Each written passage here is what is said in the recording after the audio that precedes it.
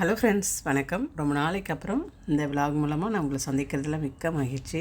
இன்றைக்கி நம்ம பார்க்க போகிறது பார்த்திங்கன்னா, வெள்ளிக்கிழமை அன்றைக்கி ஃபுல் டே, அதாவது க்ளீனிங் ஒர்க்கோடு சேர்த்து நம்ம பூஜா ஒர்க்கையும் பார்க்கலாம். நம்ம மந்த்லி ஒன்ஸ் டீப் க்ளீனிங் வச்சுக்கிட்டோம் அப்படின்னா ஃபோட்டோஸ் எப்பொழுதுமே புதுசாகவே இருக்கும். அதே மாதிரி கரையான் தொல்லை இருக்காது. எங்கள் வீட்டில் கரையான் தொல்லை இருக்கும், அதே மாதிரி கரப்பான் பூச்சி அதிகமாக இருக்கும். அதனால் மந்த்லி ஒன்ஸ் நான் கம்பல்சரி எல்லா ஃபோட்டோவையும் எடுத்துட்டு அதுக்கப்புறம் எல்லாத்தையுமே நல்லா தண்ணியில் கற்பூரம் போட்டுக்கிட்டு இந்த கற்பூர தண்ணியை வச்சு நல்லா தொடச்சிக்கிட்டு அதுக்கப்புறம் இந்த கோலின் இருக்குது பார்த்தீங்களா, கோலின் வச்சு ஃபுல்லாக எல்லா ஷெல்ஃபையும் நல்லா தண்ணி வச்சு அடித்து க்ளீன் பண்ணிவிடுவேன். இந்த மாதிரி க்ளீன் பண்ணுறதால அந்த கரையான் தொல்லை கொஞ்சம் குறைஞ்சிருக்கு. அதே மாதிரி நீங்கள் ட்ரை பண்ணி பாருங்கள். கொஞ்சம் அந்த கற்பூரம் போட்டு நம்ம ஃபோட்டோஸ் துடைக்கிறதால நல்ல வாசனையாகவும் இருக்கும். அந்த கற்பூர வாசனைக்கு கரப்பாம்பூச்சி வராமல் இருக்குது. ட்ரை பண்ணி பாருங்கள். நான் கொஞ்சம் நிறைய ஃபோட்டோஸ் வச்சுருக்கிற மாதிரி எனக்கே தெரியுது. இந்த ஃபோட்டோஸ் கம்மி பண்ணணும். இந்த ஃபோட்டோஸ்லாம் எடுத்து வச்சுட்டு திரும்ப எடுத்து வைக்கும்பொழுது எனக்கு அதுவே ரொம்ப வேலையாக தெரியுது, ரொம்ப கஷ்டமாக தெரியுது. ஃபோட்டோஸ்லாம் நிறைய கம்மி பண்ணிவிட்டு அது செலக்டடாக கொஞ்சம் ஃபோட்டோ வச்சுக்கிட்டு அதுக்கப்புறமா பூஜா ரூம் டூர் போடலான்னு இருக்கேன். ஒரு சிஸ்டர் ரொம்ப நாளாக கேட்டுக்கிட்டே இருக்காங்க, உங்களுடைய பூஜா ரூம் டூர் போடுங்க அப்படின்னு சொல்லிட்டு. கண்டிப்பாக போடுறேன் சிஸ்டர், கண்டிப்பாக உங்களுக்காக பூஜா ரூம் டூர் கண்டிப்பாக நான் போடுறேன். இதில் ஃபோட்டோஸ் நிறைய வைக்கிறதால எனக்கு கண்டிப்பாக ஒரு டயத்துக்கு 150, அதாவது பூ நான் வாங்குகிறேன். அப்போவே கரெக்டாக அன்னன்னைக்கு ஒரு நாளைக்கு 150 ரூபாய்க்கு பூ வாங்கி இப்போ பூ கொஞ்சமாக தான் கிடைக்குது பாருங்கள். நிறையா நமக்கு திருப்தியாக போட முடியல சாமிக்கு. 200 ரூபாய்க்கு பூ வாங்கினா கூட முன்னாடியெல்லாம் அப்படியே மாலையாக போட்டால் அழகாக இருக்கும். இப்போல்லாம் கட் பண்ணி கொஞ்சமாக வைக்கிற மாதிரி இருக்குது. எனக்கு சாமிக்கு அலங்காரம் பண்ணி பார்க்குறதுல எனக்கு அவ்வளோ சந்தோஷமாக இருக்கும். நானே ரசிப்பேன் பாருங்கள். சாமிக்கு அலங்காரம் பண்ணிட்டேன் அப்படின்னா நானே பார்த்துக்கிட்டே இருப்பேன். எங்கள் வீட்டில் கூட கேட்பாங்க, என்ன பூஜை ரூம் விட்டு வர மனசு இல்லையா அப்படின்ட்டு. ரொம்ப ரசிப்பேன். சாமிக்கு அலங்காரம் பண்ணி அது பார்க்குறதுல அவ்வளோ ஒரு திருப்தி இருக்கும், அவ்வளோ ஒரு சந்தோஷமாக இருக்கும். இப்போ பூஜா ரூமில் நம்ம ரெகுலராக ஆயில் யூஸ் பண்ணுறோம் அப்படின்றதால அந்த ஆயில் பட்டு அந்த இடம் என்ன ஆகுதுனாக்கா ஒரு மாதிரி அழுக்கு மாதிரி ஆகுது பாருங்கள். இது ரொம்ப பழைய, இது நம்ம சொந்த வீடு கிடையாது, ரெண்டட் ஹவுஸ் தான். ஸோ அதனால் இருக்கிறது வரைக்கும் நம்ம அட்ஜஸ்ட் பண்ணிவிட்டு போக வேண்டியதான். நம்ம சொந்த வீட்டில் போயிட்டு நமக்கு ஆசைப்படுற மாதிரி நம்ம கட்டிக்கலாம். இப்போதைக்கு இது போதும், நமக்கு சாமி கும்பிட ஒரு இடம் கிடச்சா போதும். ஒரு சிலருக்கு இருக்கவே இடம் இல்லை. நமக்கு இவ்வளோ கொடுத்ததே கடவுள் அது பெரிய விஷயம். அதனால் இருக்கிறத வச்சு நம்ம அட்ஜஸ்ட் பண்ணிகிட்டு இருக்கலாம்.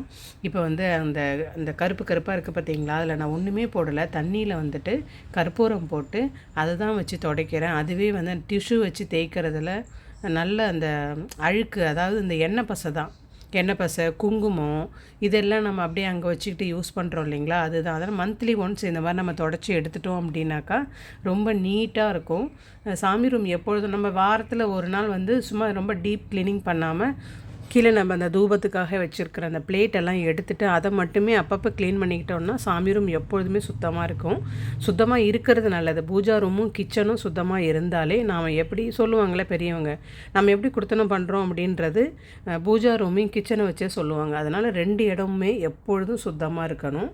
இப்போ ஃபோட்டோவெல்லாம் முன்னாடி பின்னாடி எல்லாத்தையும் தொடச்சி மேலே எடுத்து வச்சுட்டு வீடை கழுவ ஆரம்பிச்சிட்டேன். எனக்கு வீடு தொடச்சா பிடிக்கவே பிடிக்காதுங்க. அது எவ்வளோ வேலையாக இருந்தாலும் கரெக்டாக 2 ஹவர்ஸ் ஆகும் இந்த வீடை நான் கழுவி எடுக்கிறதுக்கு. நான் வீடை எப்பொழுதுமே கழுவுவேன். அது டைல்ஸாக இருக்கட்டும், சும்மா சாதாரண தரையாக இருக்கட்டும், எனக்கு கழுவுனா தான் திருப்தியாகவே ஆகும். ஸோ அதனால் வீடெல்லாம் கழுவிட்டு நான் பூஜை ரூமுக்கு வர்றதுக்கு மணி 8 o'clock ஆயிடுச்சு. அதுக்கப்புறம் தான் பூஜை ஸ்டார்ட் பண்ணேன். ஆனால் இந்த பூஜை வேலை பார்த்தீங்க அப்படின்னா வித்தின் ஒரு 1/2 hour தான் நமக்கு பூஜை டைமு. ஆனால் இவ்வளோ ப்ரிப்ரேஷன் இருக்குது பார்த்தீங்களா, அதுதான் நமக்கு டைமே. நான் சின்ன சின்ன வேலை பார்த்துட்ருக்கிற இடையில போய் பூ வாங்கிட்டு வர சொன்னேன். வீட்டில் பூ வாங்கிட்டு வந்தாங்க. பரவாயில்ல, நம்ம போனாக்கா கொஞ்சம் பார்த்து வாங்கிட்டு வருவோம். நல்லதாக தான் இருந்தது. இன்றைக்கி ஒரு நாள் அட்ஜஸ்ட் பண்ணிக்கோன்ற மாதிரி வாங்கிட்டு வந்தாங்க. நல்லா இருந்துச்சு.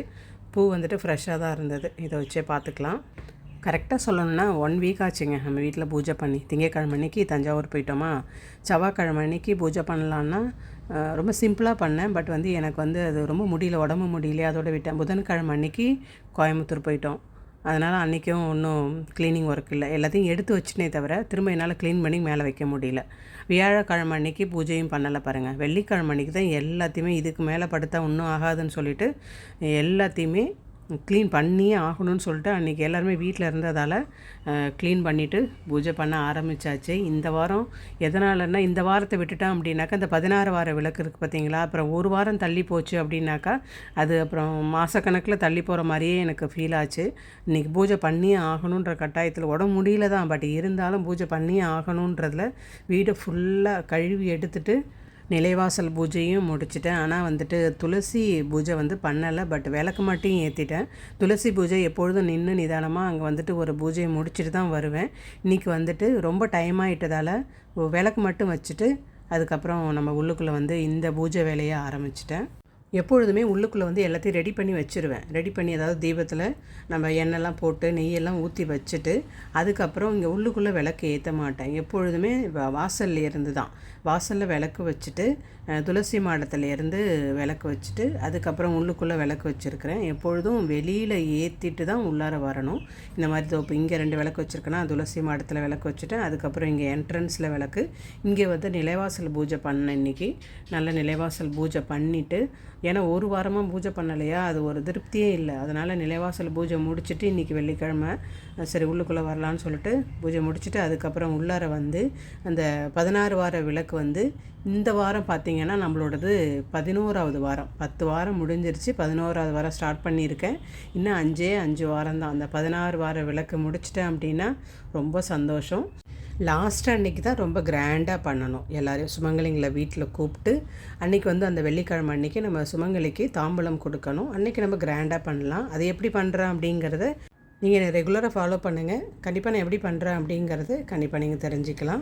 இன்றைக்கி பிரசாதம்னு பார்த்தீங்கன்னா கற்கண்டு மட்டும்தான் வச்சேன். ஏன்னாக்கா இதிலே ரொம்ப டயர்டாயிட்டேன்னா காலையிலேருந்து ஃபுல்லாக ஃபோட்டோஸ் தொடச்சி வச்சுட்டு வீடெல்லாம் கழுவி எடுத்து வைக்கிறதுக்குள்ளே அப்பாடான்னு ஆயிடுச்சு. அதனால் பிரசாதம் எதுவும் பண்ணலை, கற்கண்டு மட்டும் வச்சு இன்றைக்கி நெய் தீபம் போட்டு பூஜை நிறைவான பூஜையாக பண்ணிட்டேன்.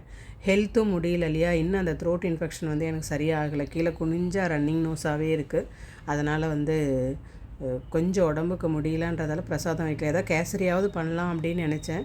சரி ஓகே, டைம் வேறு ஆகிட்டே போகுது. அதுக்கப்புறம் 8:30 நான் பூஜை முடிக்கும் பொழுது 8:30 ஆயிடுச்சு. இதுக்கப்புறம் டிஃபன் ஒர்க்குன்றதால இதோட முடிச்சிட்டேன். இந்த வீடியோ உங்களுக்கு பிடிச்சிருந்துச்சி அப்படின்னா நம்ம சேனலை சப்ஸ்கிரைப் பண்ணிக்கோங்க. இது வரைக்கும் என் கூட கண்டினியூஸாக பார்த்ததுக்கு ரொம்ப நன்றி. வீடியோ ஸ்கிப் பண்ணாமல் பார்த்தீங்க அப்படின்னா ரொம்ப ரொம்ப நன்றி. மீண்டும் ஒரு அடுத்த வீடியோவில் சந்திக்கலாம். அது வரைக்கும் வீட் சும்மா செல்வா. தேங்க்யூ.